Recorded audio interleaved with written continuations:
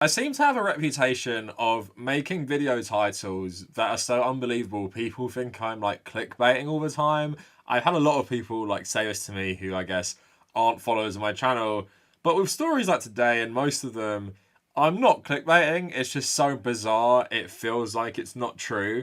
So today what I want to do is look at the YouTube channel of John Hinkley Jr., who of course is the man who tried to kill President Ronald Reagan in his first term in office, doing it because he basically thought he was Robert De Niro from Taxi Driver and wanted to impress Jodie Foster. Of course, this guy was mentally unstable when he did it, so I want to talk about his YouTube channel and just, I guess, the interesting idea of someone like this even having a following on social media.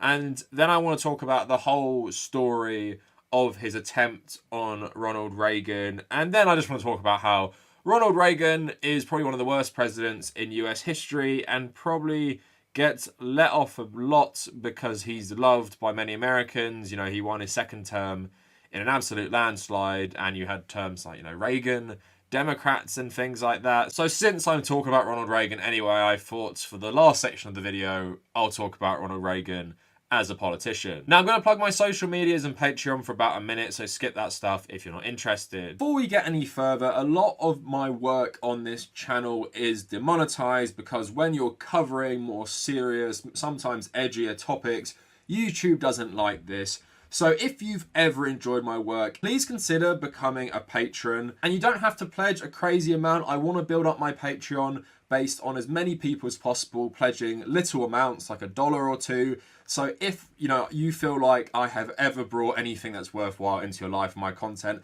please really consider becoming a patron to help me continue to do this regardless of if YouTube monetize or not most of my videos in a given month. Also, if you want to join our communities, come check out our Discord and my subreddit. Those links in the description. And if you want to follow me personally, please check out the Kavernacle at Twitter, at Instagram, and also my personal Reddit where you can keep up to date with all my content and what I'm doing. For every 5k, we get a new chocolate orange. Help me get at least 2 more before the end of the year. We're slowly going towards 45k. I usually live stream 2 times a week. I've been very busy this week, so I'm not doing any streams, but usually on a Tuesday and a Thursday, and that stuff is all archived on the Kavernacle Extra. So who is John Hinckley? So I guess to set this all up, let's just talk about his attempt on Ronald Reagan. So the New York Times reporting, because this guy is set to be released unconditionally soon, but it says, after seeing the 1976 film Taxi Driver, Mr. Hinckley began to identify with the main character who plots to assassinate a presidential candidate. Mr. Hinckley became fixated on Jodie Foster, who played a child prostitute in the movie, and moved to New Haven, Connecticut, to be close to her when she started to attend Yale University. After the 1980 election, Mr. Hinckley stalked President Reagan. In an attempt to impress Miss Foster, in 1981, he wrote a letter to her describing his plan to kill Reagan and waited outside the Washington Hilton Hotel for Reagan, waving at him as he went inside to deliver a speech.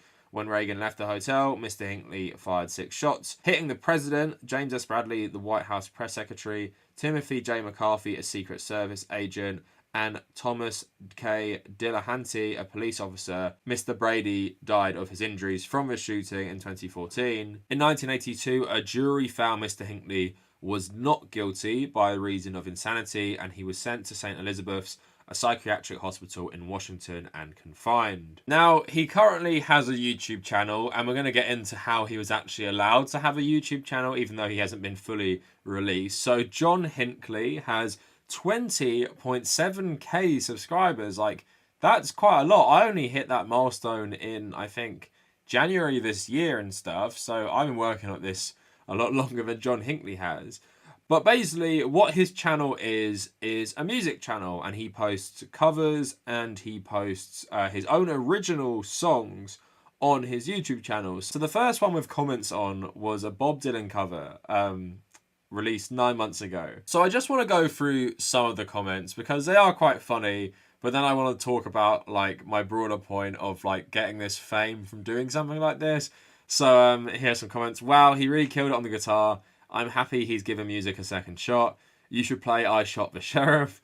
John, it's really you. Wow, man, glad to see you've turned into a cool guy with a good amount of talent. I'm just amazed with this right now. You're out in the world, and I can't imagine how the world has changed so much. You are probably seeing some things for the first time. Things are going to be all right for you, I just know, by someone called Kazuhiro Miller, so I like the name. This is something you actually see quite a lot in these comments, actually. There's a lot of people who unironically are telling him he's done a good job. I guess because he was, not sentenced for his crime, because he was insane, and they feel like he's doing better in life and stuff now. So I guess that's fair enough in some respects. Someone saying a true patriot, another saying, I wonder if Oswald would be allowed to do this too. Thanks for trying to make the world a better place. Someone saying he didn't try to murder Mao Zedong or Brezhnev though, and someone says you're right, he tried to murder someone worse. Some people just like not even trying to be subtle about it. I don't think you did anything wrong. Reagan deserved it. Based king. Big fan of your work. All of it. So like I said, he also has his own covers. So John Hinckley sings Everything Is Gonna Be Alright. Original song. It's not the Bob Marley one. You may have missed with Reagan, but this one's a hit. Reagan's been awfully quiet since this drops. Now I can comment on a would-be presidential assassin's YouTube channel off my bucket list. I gotta say though, this song's not half bad. He's pretty good. Too bad Lee Harvey Oswald didn't live long enough to get his own channel on YouTube. Been a long time fan. Keep up the good work. You failed to destroy Reagan's heart, but you sure stole mine. Came for the guy. Stayed because the music was genuinely good. So he has more covers. So here's another one, Sings Devoted to You. Other comments, hello to all the FBI and Secret Service agents that are required to watch each of his videos. But he regularly uploads, so he's got 2 new songs in the last 4 weeks that are originals as well. So the final comment, come for the Reagan jokes, stay for the bangers. So you see there is a mixture of comments. Some are obviously joking, and I think the jokes are fine in the sense that, like, it's such a bizarre thing. To have a guy who attempted, like, I guess one of the biggest crimes you can in the world, like trying to kill the president during the Cold War, a really famous man, obviously a really powerful man, and then, later you're posting your videos on YouTube and you're getting like thousands of views. But of course, some people did get a bit outraged on that. So first I want to talk about the outrage, kind of, because you guys might be aware that YouTube now runs ads on anyone's videos. Before, you used to have to be in the partner program. And actually, I think John Hinckley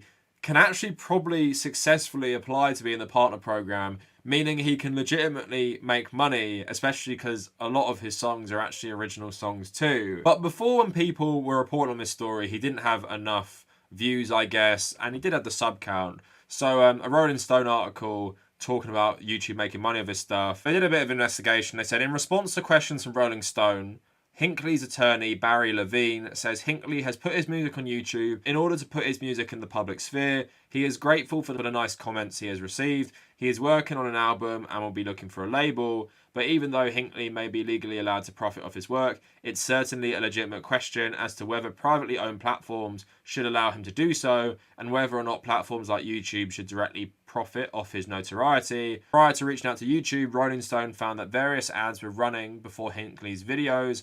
An ad for Capital One's new shopping app runs prior to the video for his original song, Everything Is Gonna Be Alright, while a Bob Dylan cover runs with an ad for the mobile app Hero Wars. When Rolling Stone reached out to YouTube for comment, a representative said that Hinckley is not directly profiting off the ads that run in his videos, as he's not part of YouTube's partner program, which allows YouTube creators to share revenue of the platform itself and profit off the ads that run in their videos, provided they meet certain qualifications such as subscriber counts. So Hinckley has probably reached the threshold, but I think YouTube would probably do a manual review in his case, and I'm guessing they're not going to let him profit off his stuff.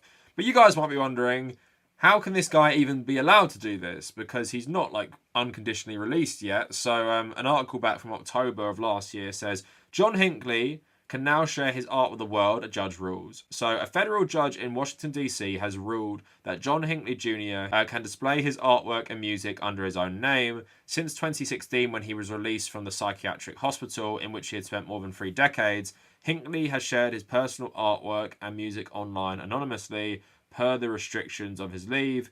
But now the 65-year-old has been frustrated with the lack of attention his creations have garnered.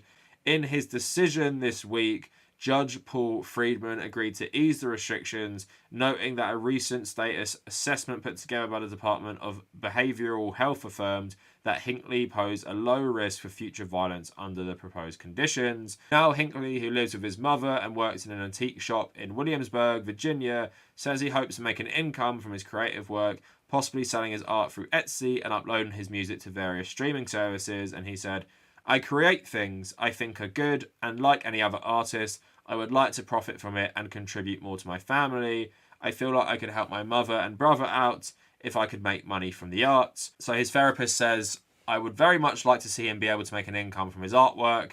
If it coincidentally happens his name is attached to it, I don't see it would be an issue. I would be surprised if it reverted back to the narcissism he had with Jodie Foster, because it has not been present in any way whatsoever." Hinkley's artwork mostly consists of painted landscapes, according to previous filings. He will only have to notify his treatment providers every time he plans to publish a work of art online, and must share with them any feedback he receives. "I don't have a microphone in my hand, I don't have a video camera, so no one can hear my music, no one can see my art. I have these other aspects of my life that no one knows about. I'm an artist, I'm a musician, nobody knows that. They tried to see me as the guy who just tried to kill Reagan." Now, if he passes later assessments, he is due to be released in June 2022. It's just because his mother has passed away, and they're trying to see how he copes with that before giving him, like, unconditional release. But yeah, there's some interesting questions there, in the sense that, of course, he was targeting Ronald Reagan, but he actually hurt a lot of other people.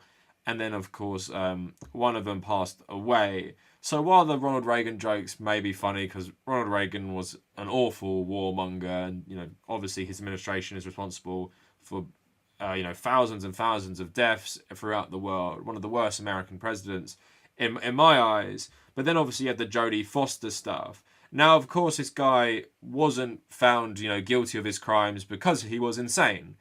And that's, like, legit that he could be reformed and he's more healthy now. But it is an interesting question. Maybe you guys can discuss this in the comments.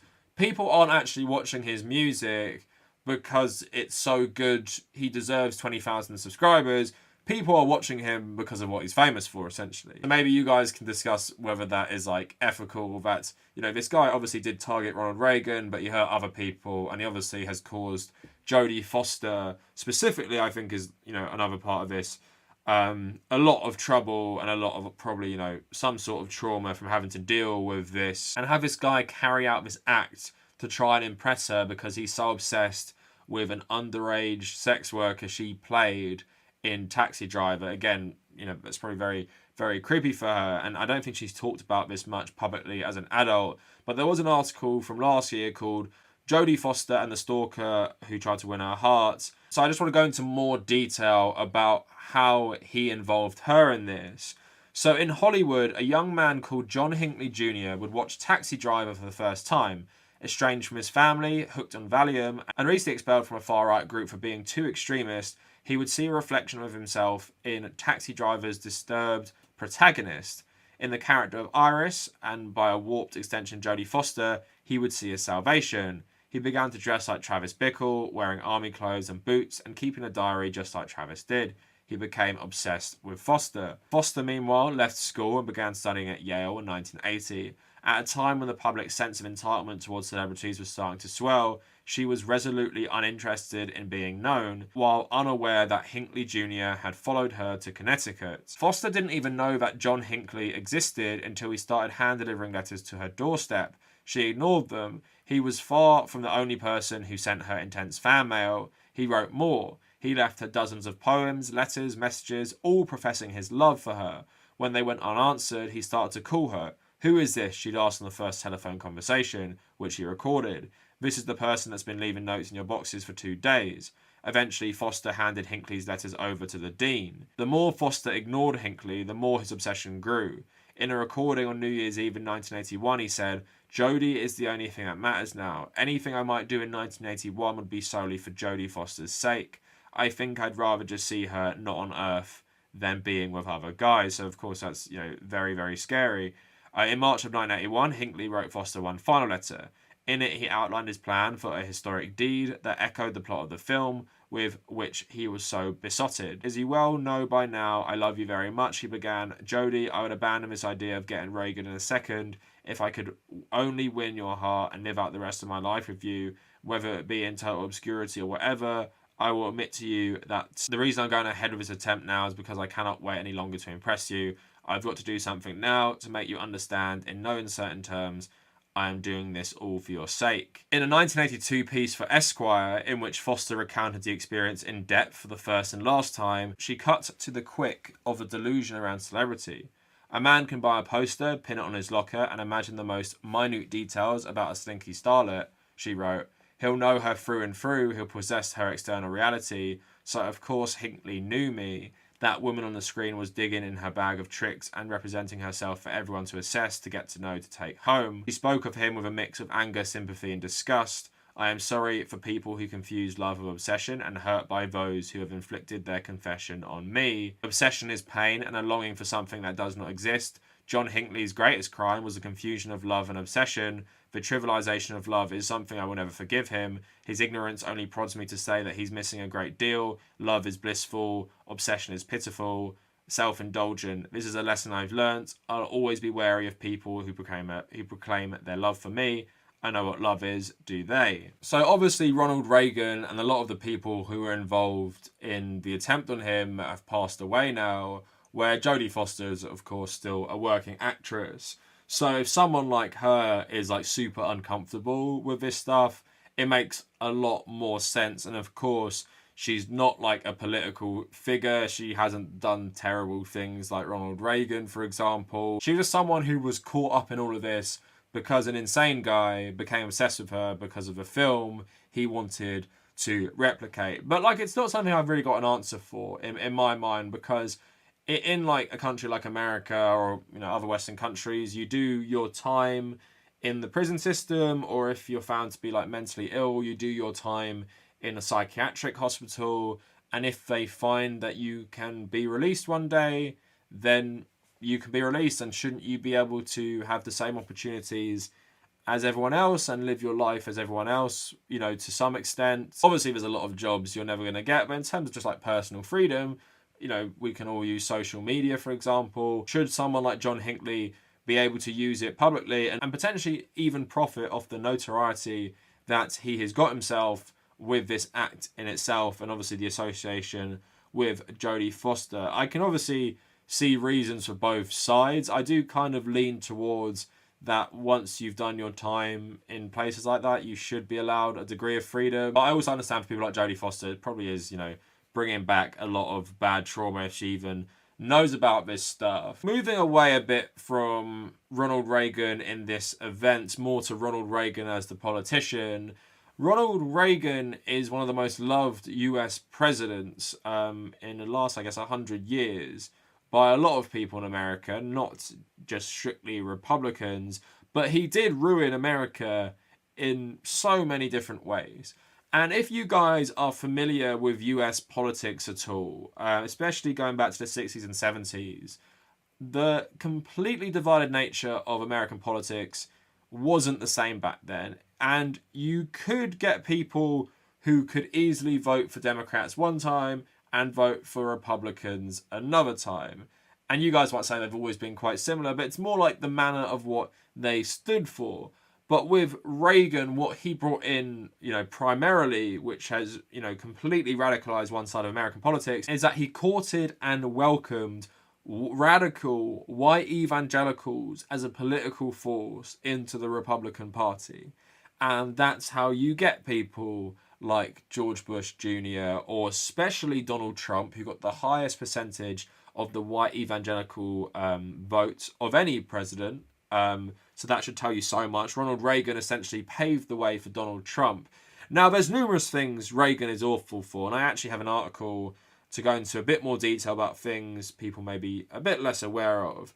But obviously, one of the biggest things is Iran-Contra, but not just the Iran-Contra element of it, just funding the Contras in general, which was illegal by the US government, and obviously funding the Mujahideen in Afghanistan to fight the Soviet Union and the communist government of Afghanistan. And of course, this policy of essentially funding anyone in Afghanistan who wanted to fight the Soviets, created a massive backlash and did help certain elements of Islamic fundamentalism thrive as well. But the main thing for Reagan, for me, and how he ruined US politics, and obviously the spending of trillions on armaments to restart the Cold War of the USSR, I guess people don't realise, if you read like accounts from people at the time, they were genuinely really scared of Ronald Reagan, thinking he would use nuclear weapons. And with like hindsight, we might think that's a bit ridiculous, but people genuinely thought he would do this. By all accounts, he wasn't all there a lot of the time as president. Of course, we know later on he developed dementia, and there's reports of him maybe not having clinical dementia, but going a bit senile in his final couple years. Like, he thought the Star Wars defense system actually existed in real life, and it never existed. It was just an idea. And when you read about him in Iran-Contra, often he just lets people do whatever they want. And he is accountable for this stuff. But he clearly, you know, just like presidents like George Bush Jr., was manipulated a bit by other people, because he was easily manipulated. He wasn't a smart dude. So Adam Todd Brown from Cracked did this good article in 2016 called 6 Ways You Didn't Realise Ronald Reagan Ruined the Country. And I don't want to talk about all of them, but I want to talk about a couple of them because they're quite good. So we're going to start talking about Iran-Contra. But what people don't realise about the Iran-Contra scandal is that there was a special counsel, just like Robert Mueller with the Trump administration, to investigate this stuff. And he was set to charge loads of people. And who gave them all a pardon on the last day of their presidency? It was George Bush, just before Bill Clinton came in. So they couldn't prosecute a lot of these guys. And with Reagan specifically, they did want to charge him in the end. But when they interviewed about Iran-Contra, because his dementia was so bad, he just literally didn't remember anything. So it would be really hard to charge him with much when you couldn't, you know, get him in front of a jury and grill him, because he essentially didn't have much knowledge of this stuff anymore. But if you guys aren't that familiar with Iran-Contra, here is some of the basics for you in this article as well. So basically, senior Reagan administration officials agreed to sell arms to Iran in exchange for the release of American hostages being held in Lebanon. They also used some of the profits from those arms deals to fund the Contras in Nicaragua, who were hoping to topple the socialist government in that country. There are two huge problems with this scheme. For one, we had an arms embargo in place of Iran, meaning those sales were illegal. For two, Congress had recently passed the Boland Amendment, which prohibited the use of government money to fund the Contras. In other words, it was a huge deal with all of the circumventing of the law and whatnot. The jury is still out on whether Reagan had direct knowledge of the scheme, but it's almost worse if he didn't. So yeah, funding these right-wing death squads to try and topple a newly formed socialist government, which toppled your last stooge dictator who was brutal, I guess, you know, is an awful thing to do anyway. But in terms of US specifically, making deals with Iran for this stuff, and actually if you read about the deals, they're pretty hilarious, because Israel is the middleman, which is, you know, very bizarre when you think about the politics between these countries today.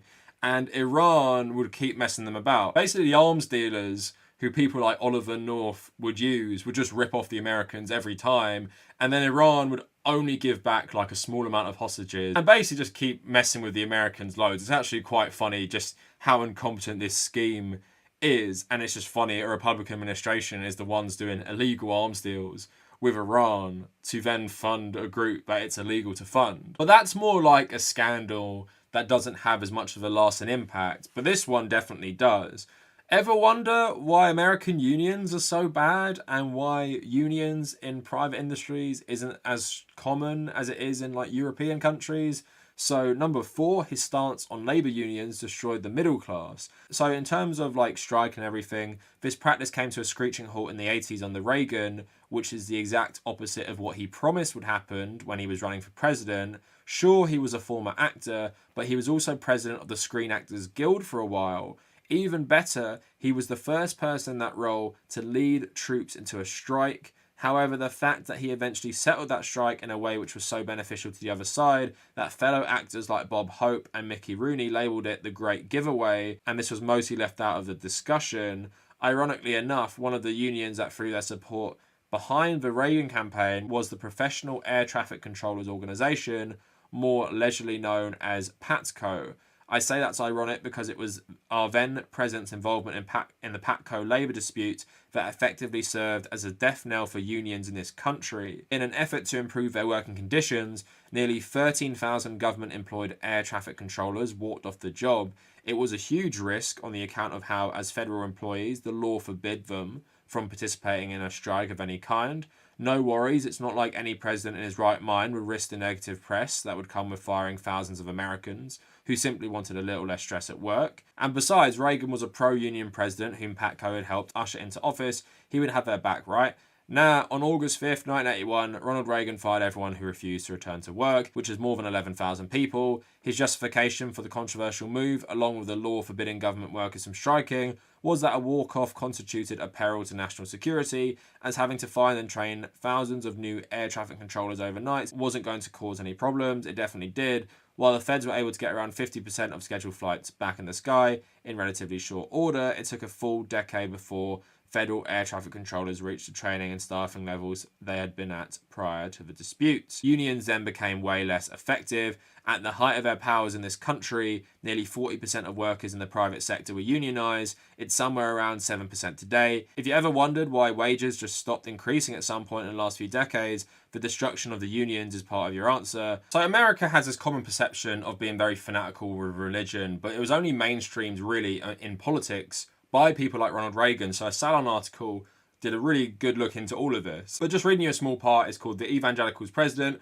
Ronald Reagan was more an evangelicals president than an evangelical president. While lacking Jimmy Carter's Sunday school piety, Reagan was quite comfortable in his born-again skin. It was Reagan, not Carter, who inaugurated what scholars have called the God strategy in American politics, as religious communications increased to levels never seen before in modern presidencies. Since Reagan's 2 terms, US presidential candidates who want to be taken seriously by religious voters, particularly conservatives, now face a come-to-Jesus moment in which they must display religiosity in a manner that is inevitably calculated, yet cannot appear overtly so. Perhaps the clearest evidence of the God strategy was Reagan's persistent use of the expression God bless America in his 1980 convention speech and throughout his 2 terms, a commonplace in presidential discourse at the start of the 21st century.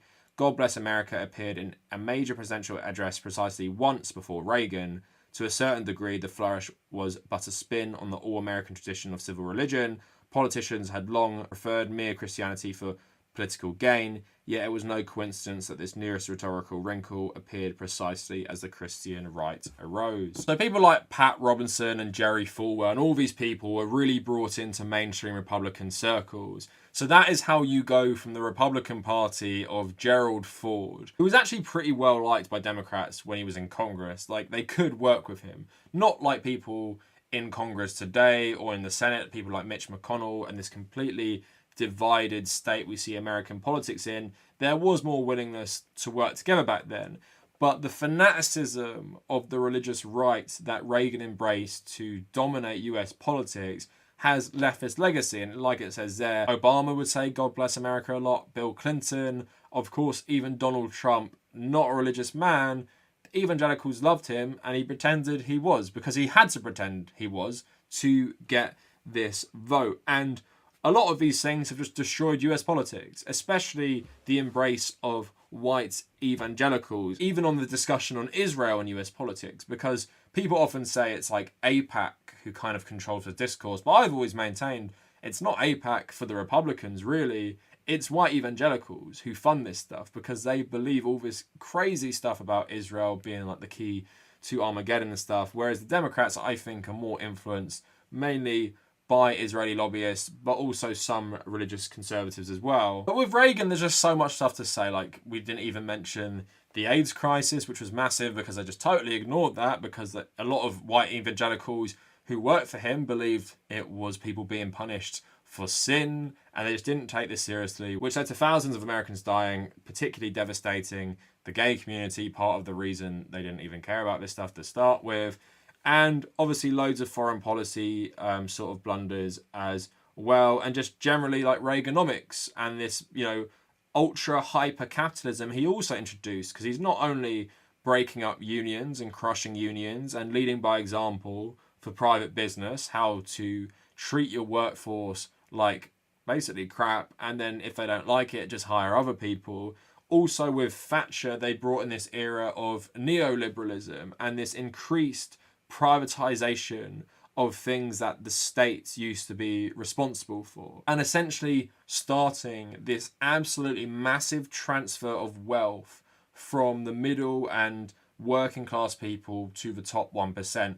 And that is how we have our world of today. And also their embrace of this style of economics also destroyed the opposition parties, because what did the Democrats do? The Democrats, who used to be for expanding welfare, expanding social security nets, empowering unions, they elect someone like Bill Clinton, who is more of a corporatist. And in the UK, we elect someone like Tony Blair, who is nothing like the Labour Party of the 1960s or the 1940s. He's more like an extension of someone like Margaret Thatcher than John Major, the same way that Bill Clinton has to play in this world of Reaganomics. And you still see that today with Obama and Joe Biden. The Democrats aren't like what they used to be because they've been changed by the political landscape, and in many ways they've sold out and not willing to bet against this neoliberalism. So in essence, Thatcher and Reagan introducing this hyper-capitalism has just destroyed the political landscapes of the UK and the US. So while Ronald Reagan might not be visibly as bad as someone like George Bush Jr., for example, right? Probably the worst president in American history. Or maybe not visibly worse as Donald Trump, because Donald Trump was so very polarizing, while Ronald Reagan, at least electorally, wasn't very polarizing because he won his second election in a complete landslide. But just like Donald Trump, what Reagan is responsible is for a change in the culture and destroying the old style of politics and economics and introducing something far more sinister that once you unleashed, it's very, very hard to put back. And, you know, Trumpism has its own spin on that, where I feel like the cultural discourse in politics has been completely destroyed by Donald Trump, where Reagan had just completely destroyed the economic landscape and the union landscape and the political landscape by really making white evangelicals a dominating force in American politics. So even as America gets less religious, this fanatical religious group still has so much power. So I hope you enjoyed the video. Funny to start with, but then getting into serious issues of how someone like Ronald Reagan was an awful president who completely destroyed US politics. Let me know what you guys think in the comments about any of this stuff. If you like the video, leave a like. If you want to subscribe to the channel, come check out my social media at the Kavernacle on Twitter and Instagram. Also our community stuff with our Discord and my subreddit, and that is in the description as well. And if you want to support my work, please check out my Patreon. And if you made it this far, thank you for watching.